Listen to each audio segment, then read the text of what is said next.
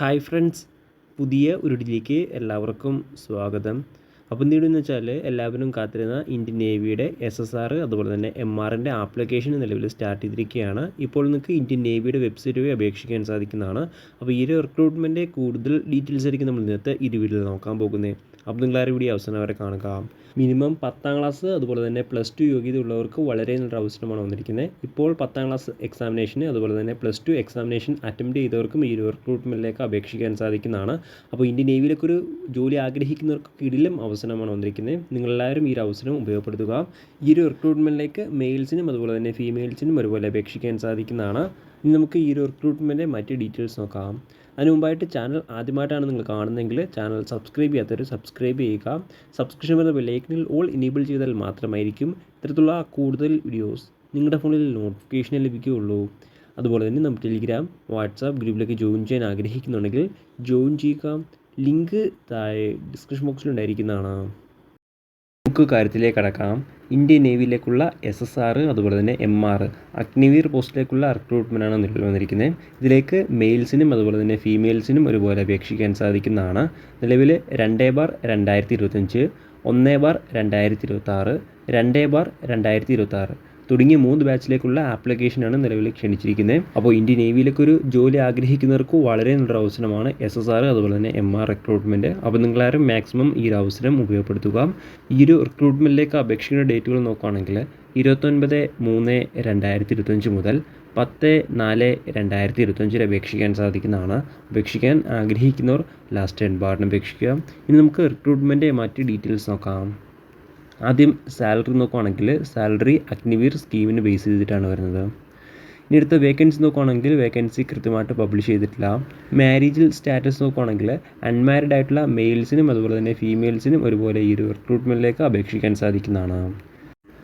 ഇനി അടുത്ത ഈ ഒരു റിക്രൂട്ട്മെൻറ്റിലേക്ക് അപേക്ഷിക്കാനുള്ള ഏജ് ലിമിറ്റ് നോക്കുകയാണെങ്കിൽ 2/2025 ബാച്ചിലേക്കാണ് അപ്ലൈ ചെയ്യുന്നതെങ്കിൽ 1 സെപ്റ്റംബർ 2004 29 ഫെബ്രുവരി 2008 ഈ ഒരു ഡേറ്റ് ഓഫ് ബർത്തിലും ഈ ഒരു ഡേറ്റ് ഓഫ് ബർത്തിൽ കീഴിലും ജനിച്ചവർക്കാണ് ഈ ഒരു ബാച്ചിലേക്ക് അപേക്ഷിക്കാൻ സാധിക്കുക. ഇനി അടുത്ത 1/2026 ബാച്ചിലേക്കാണ് നിങ്ങൾ അപ്ലൈ ചെയ്യുന്നതെങ്കിൽ 1 ഫെബ്രുവരി 2005 31 ജൂലൈ 2008 ഈ ഒരു ഡേറ്റ് ഓഫ് ബർത്തിലും ഈ ഒരു ഡേറ്റ് ഓഫ് ബർത്തിൽ കീഴിലും ജനിച്ചവർക്കാണ് അപേക്ഷിക്കാൻ സാധിക്കുക.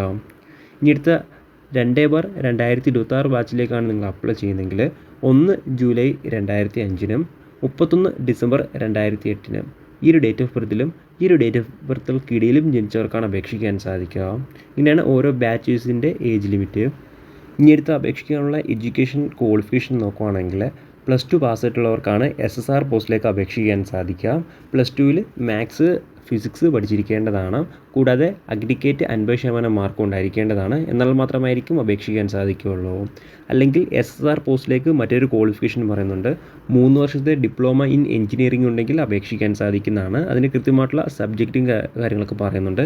ഏതൊക്കെ സബ്ജക്റ്റ് നോക്കുകയാണെങ്കിൽ മെക്കാനിക്കൽ അല്ലെങ്കിൽ ഇലക്ട്രിക്കൽ അല്ലെങ്കിൽ ഓട്ടോമൊബൈൽ അല്ലെങ്കിൽ കമ്പ്യൂട്ടർ സയൻസ് അല്ലെങ്കിൽ ഇൻസ്ട്രുമെൻറ്റേഷൻ ടെക്നോളജി അല്ലെങ്കിൽ ഇൻഫർമേഷൻ ടെക്നോളജി തുടങ്ങിയൊരു ഏതെങ്കിലും സബ്ജക്റ്റിൽ 3 വർഷത്തെ ഡിപ്ലോമ പഠിച്ച് പാസ്സായിട്ടുണ്ടെങ്കിൽ SSR പോസ്റ്റിലേക്ക് അപേക്ഷിക്കാൻ സാധിക്കുന്നതാണ്. കൂടാതെ 50% മാർക്ക് അഗ്രിഗേറ്റ് ഉണ്ടായിരിക്കേണ്ടതാണ്. എന്നാൽ മാത്രമായിരിക്കും അപേക്ഷിക്കാൻ സാധിക്കുകയുള്ളൂ. ഇതും അല്ലെങ്കിൽ മറ്റൊരു ക്വാളിഫിക്കേഷൻ പറയുന്നുണ്ട്. 2 വർഷത്തെ വൊക്കേഷണൽ കോഴ്സ് ഫിസിക്സ് അതുപോലെ തന്നെ മാത്തമാറ്റിക്സോടുകൂടി പാസ്സായിട്ടുണ്ടെങ്കിൽ അപേക്ഷിക്കാൻ സാധിക്കുന്നതാണ്. കൂടാതെ 50% മാർക്ക് അഗ്രിഗേറ്റ് ഉണ്ടായിരിക്കേണ്ടതാണ്. എന്നാൽ മാത്രമായിരിക്കും അപേക്ഷിക്കാൻ സാധിക്കുകയുള്ളൂ.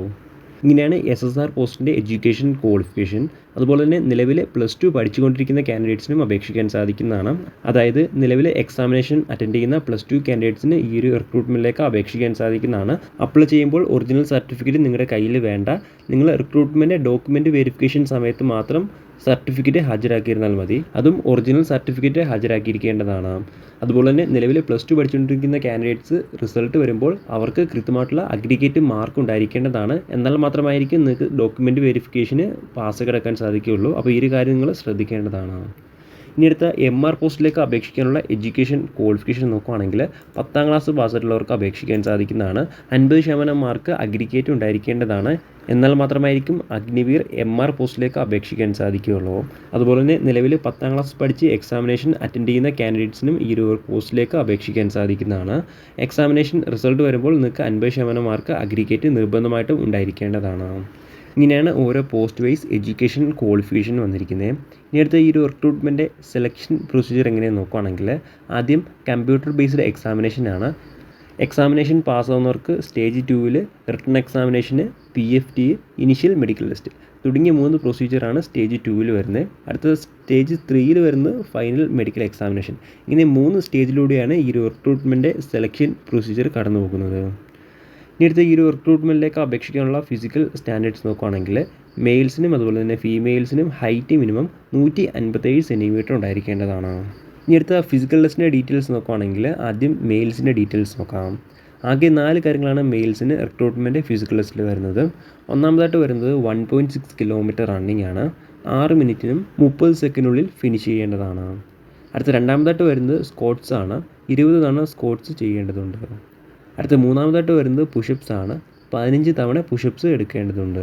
അടുത്ത നാലാമതായിട്ട് വരുന്നത് ബെൻഡിനി സിറ്റപ്പ് ആണ്. 15 തവണ ബെൻഡിനി സിറ്റപ്പ് ചെയ്യേണ്ടതുണ്ട്. ഇങ്ങനെ 4 കാര്യങ്ങളാണ് മെയിൽസിന് റിക്രൂട്ട്മെൻറ്റ് ഫിസിക്കൽ ടെസ്റ്റിൽ വരുന്നത്. ഈ ഒരു 4 ഐറ്റംസ് നിർബന്ധമായിട്ട് പാസ്സായിരിക്കേണ്ടതാണ്. ഇനി അടുത്ത ഫീമെയിൽസിൻ്റെ ഡീറ്റെയിൽസ് നോക്കുകയാണെങ്കിൽ ഫീമെയിൽസിനും ആകെ 4 കാര്യങ്ങളാണ് വരുന്നത്. ഒന്നാമതായിട്ട് വരുന്നത് 1.6 കിലോമീറ്റർ റണ്ണിങ് ആണ്. 8 മിനിറ്റിനുള്ളിൽ കംപ്ലീറ്റ് ചെയ്താൽ മതി. അടുത്ത രണ്ടാമതായിട്ട് വരുന്നത് സ്ക്വാട്സ് ആണ്. 15 സ്ക്വാട്സ് എടുക്കേണ്ടതാണ്. അടുത്ത മൂന്നാമതായിട്ട് വരുന്നത് പുഷപ്സ് ആണ്. 10 പുഷപ്സ് വരെ എടുക്കേണ്ടതാണ്. അടുത്ത നാലാമതായിട്ട് വരുന്നത് ബെൻഡിനി സിറ്റപ്പ് ആണ്. 10 സിറ്റപ്സ് വരെ എടുക്കേണ്ടതുണ്ട്. ഇങ്ങനെ 4 കാര്യങ്ങളാണ് ഫീമെയിൽസിന് റിക്രൂട്ട്മെൻറ്റ് ഫിസിക്കൽ ടെസ്റ്റിൽ വരുന്നത്. അപ്പോൾ ഈ ഒരു 4 ഐറ്റവും നിങ്ങൾ നിർബന്ധമായിട്ടും പാസ്സായിരിക്കേണ്ടതാണ്. അതുപോലെ തന്നെ ഈ ഒരു റിക്രൂട്ട്മെൻറ്റിലേക്ക് അപേക്ഷിക്കുമ്പോൾ sports certificate, swimming, extra curricular ആക്ടിവിറ്റിയുടെ സർട്ടിഫിക്കറ്റ്സ് കാര്യങ്ങളൊക്കെ ഉണ്ടെങ്കിൽ ഈ ഒരു പോസ്റ്റിലേക്ക് അപേക്ഷിക്കുമ്പോൾ വെയിറ്റേജ് മാർക്ക് ലഭിക്കുന്നതാണ്. ഇനി അടുത്ത ഈ ഒരു റിക്രൂട്ട്മെൻറ്റിലേക്ക് അപേക്ഷിക്കേണ്ട രീതി ഇങ്ങനെ നോക്കുകയാണെങ്കിൽ ഓൺലൈൻ വഴിയാണ് അപേക്ഷിക്കേണ്ടത്. ഓൺലൈൻ വഴി www.joinindiannavy.gov.in ഈ ഒരു സൈറ്റ് വഴിയാണ് അപേക്ഷിക്കേണ്ടത്. ഈ ഒരു സൈറ്റ് വഴി അപേക്ഷിക്കാനുള്ള അവസാന തീയതി നോക്കുകയാണെങ്കിൽ 10 ഏപ്രിൽ 2025 അപേക്ഷിക്കാൻ സാധിക്കുന്നതാണ്. അപേക്ഷിക്കാൻ ആഗ്രഹിക്കുന്നവർ ലാസ്റ്റ് ഡേറ്റ് അപേക്ഷിക്കുക. അപേക്ഷിക്കുമ്പോൾ ആപ്ലിക്കേഷൻ ഫീസും കാര്യങ്ങളൊക്കെ ഉണ്ടായിരിക്കുന്നതാണ്. ഏകദേശം 550 രൂപയാണ് ആപ്ലിക്കേഷൻ ഫീസ്. നിങ്ങൾക്ക് ഓൺലൈൻ വഴി അടയ്ക്കാൻ സാധിക്കുന്നതാണ്. എല്ലാ കാൻഡിഡേറ്റ്സും നിർബന്ധമായിട്ടും നിങ്ങളുടെ ഫീസ് അടച്ചിരിക്കേണ്ടതാണ്. എന്നാൽ മാത്രമായിരിക്കും നിങ്ങളുടെ ആപ്ലിക്കേഷൻ സ്വീകരിക്കുകയുള്ളൂ. ഫീസ് അടയ്ക്കാത്ത കാൻഡിഡേറ്റ്സിൻ്റെ ആപ്ലിക്കേഷൻ സ്വീകരിക്കുന്നില്ല. അപ്പോൾ നിങ്ങളെല്ലാവരും നിർബന്ധമായിട്ടും ഫീസ് അടച്ചിരിക്കേണ്ടതാണ്. ഒരു കാൻഡിഡേറ്റ്സിനും റിലാക്സേഷനോ കാര്യങ്ങളൊന്നും ഉണ്ടായിരിക്കുന്നതല്ല. പ്രധാനമായിട്ടും ഇത്രയും കാര്യങ്ങളാണ് ഈ ഒരു റിക്രൂട്ട്മെൻറ്റുമായി ബന്ധപ്പെട്ട് നിങ്ങളോട് ഷെയർ ചെയ്യാനുള്ളത്. എന്തെങ്കിലും സംശയങ്ങളോ കാര്യങ്ങളോ ഉണ്ടെങ്കിൽ ഒഫീഷ്യൽ നോട്ടിഫിക്കേഷൻ അല്ലെങ്കിൽ ഈ ഒരു ആർട്ടിക്കിൾ ചെക്ക് ചെയ്യുക. ഈ ഒരു ആർട്ടിക്കിളിലെ ലിങ്ക് ഞാൻ താഴെ ഡിസ്ക്രിപ്ഷൻ ബോക്സിൽ ആഡ് ചെയ്തിരിക്കുന്നതാണ്. അപ്പോൾ നമുക്ക് മറ്റൊരു വീഡിയോയിൽ കാണാം. അതുവരെ ബൈ.